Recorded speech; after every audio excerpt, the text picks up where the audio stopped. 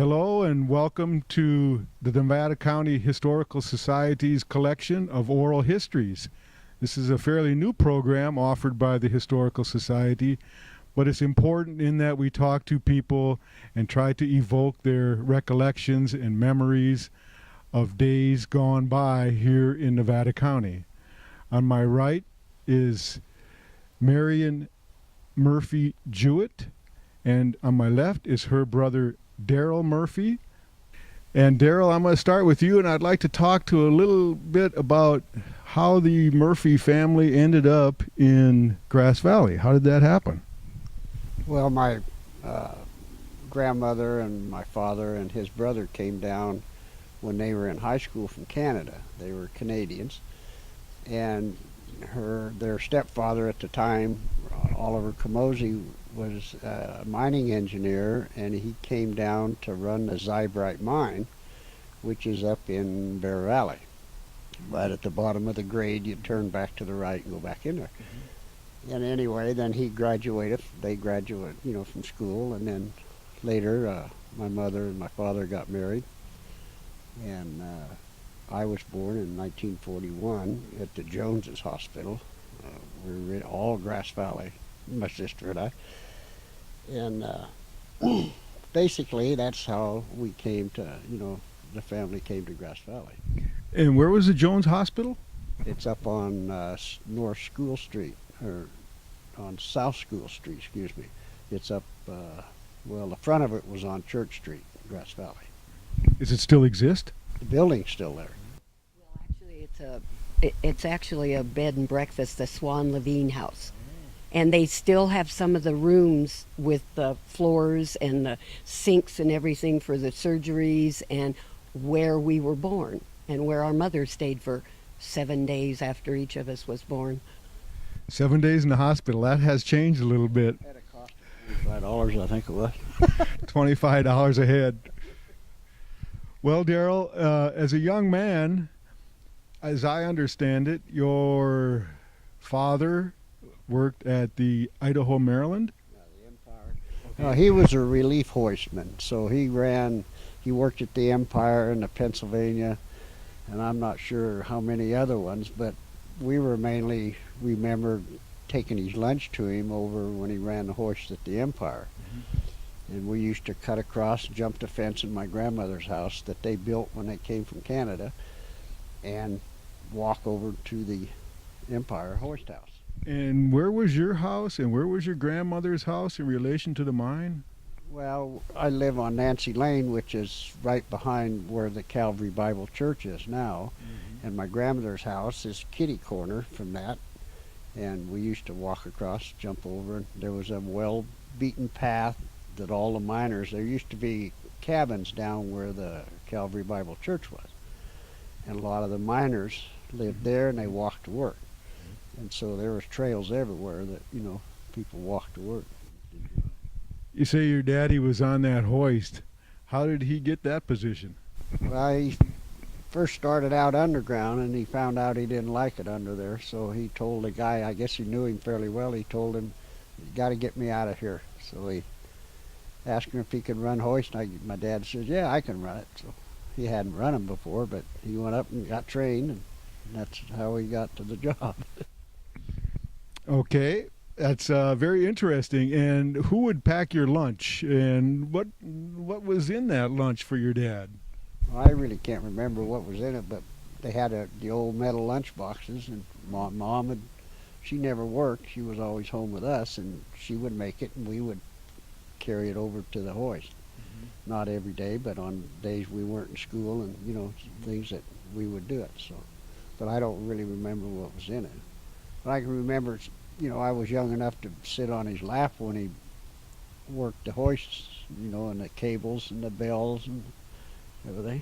Well, we talked about the size of that equipment that your dad was working on for a young feller sitting on his daddy's knee. The noise must have been pretty impressive also. Well, you could hear the noise of the hoist, the wheels and the cables turning, and then the bells. That's how they stopped and started at what levels.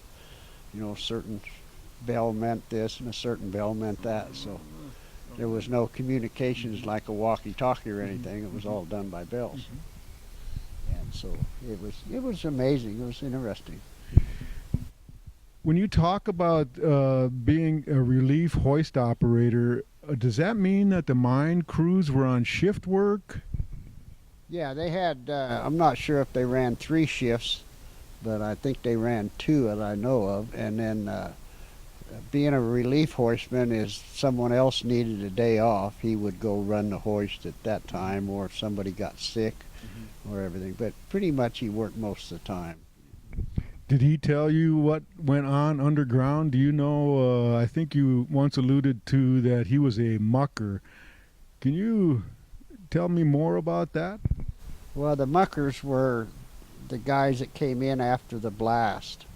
They would have guys drilling and blasting, and then they would shoot it. And then they would have the muckers come in, load the cars to get them up out of the, so they could drill and blast some more. And that's how they would drill where the gold was, and then if they ran out of the vein, they would hit just waste rock, and then they would send that out on the waste dump. But then, it all went up to the top, so it could go through the stamp mill or wherever it was going to go.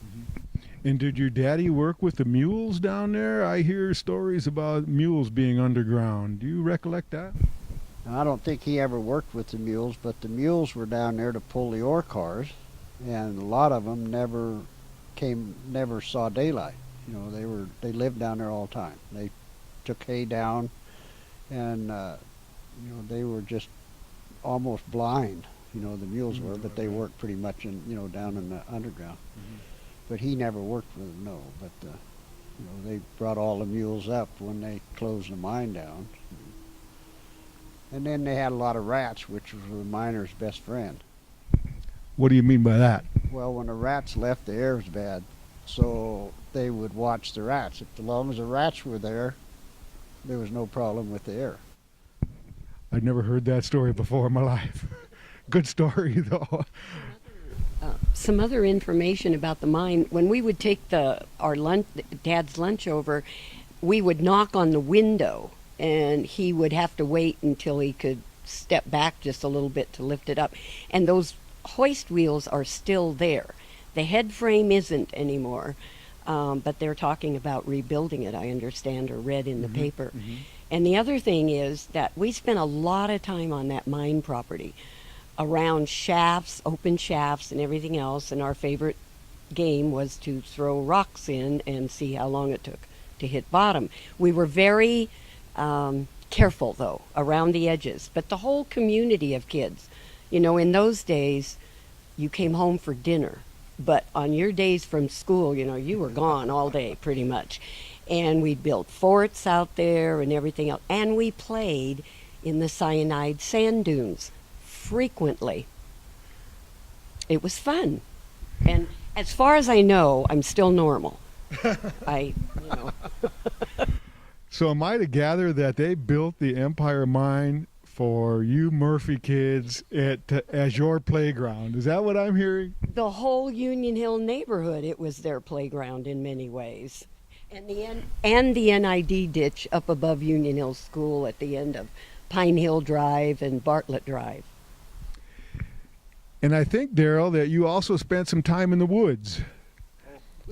We spent all our time in the woods playing. Like my sister said, we just lived out there. There wasn't any computers, and there wasn't a lot of the stuff for kids, that kids do today.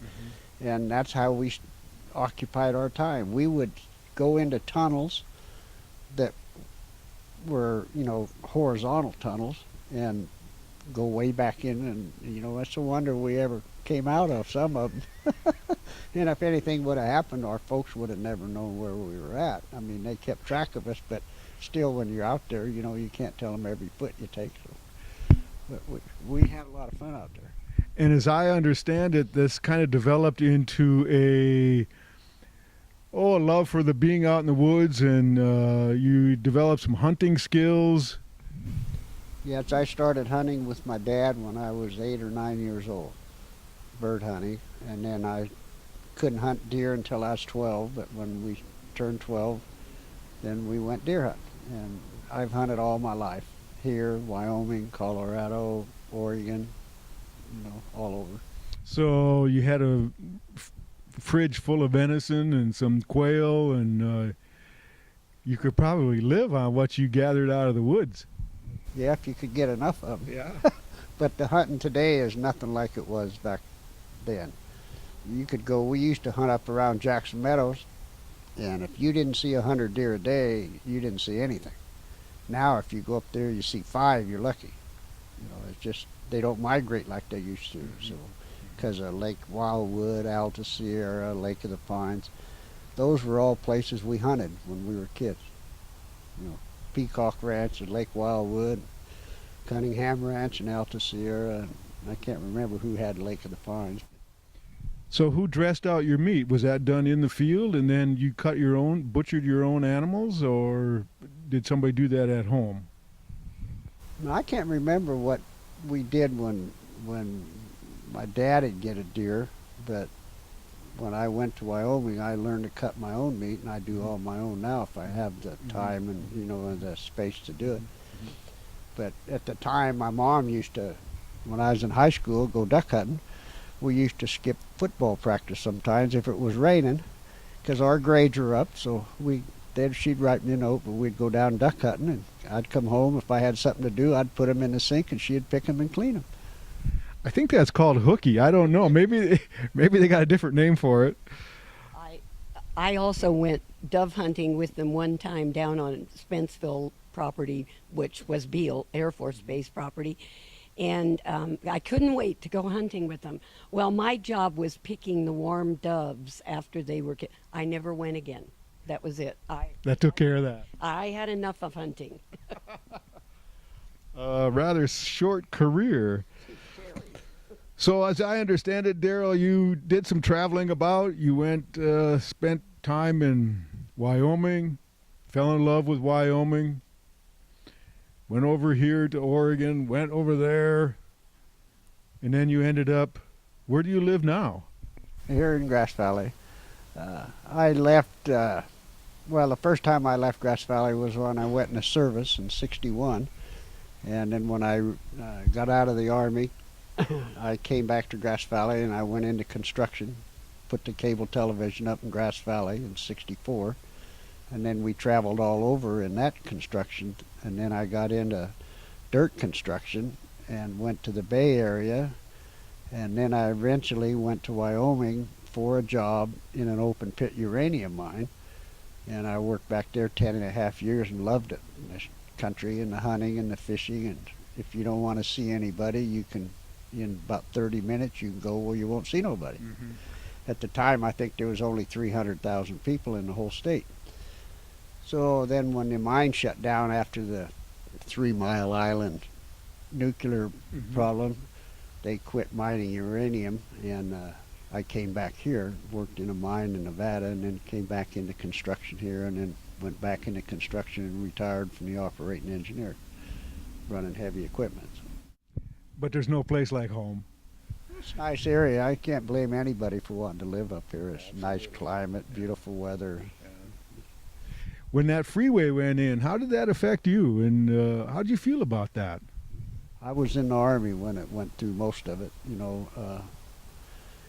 I can remember a lot of the things that were there that aren't there now because the freeway went through, but the Brockington Manor down where Safeway is now across the street, they had there was a hotel with a car shop underneath it, and the old Gold Nugget Inn used to be right across from where Save Mart and that is now, back in there. And it was just a lot of things. All the junkyards there on the old Nevada City Highway where Burger King and all of that is now. The state owns a lot of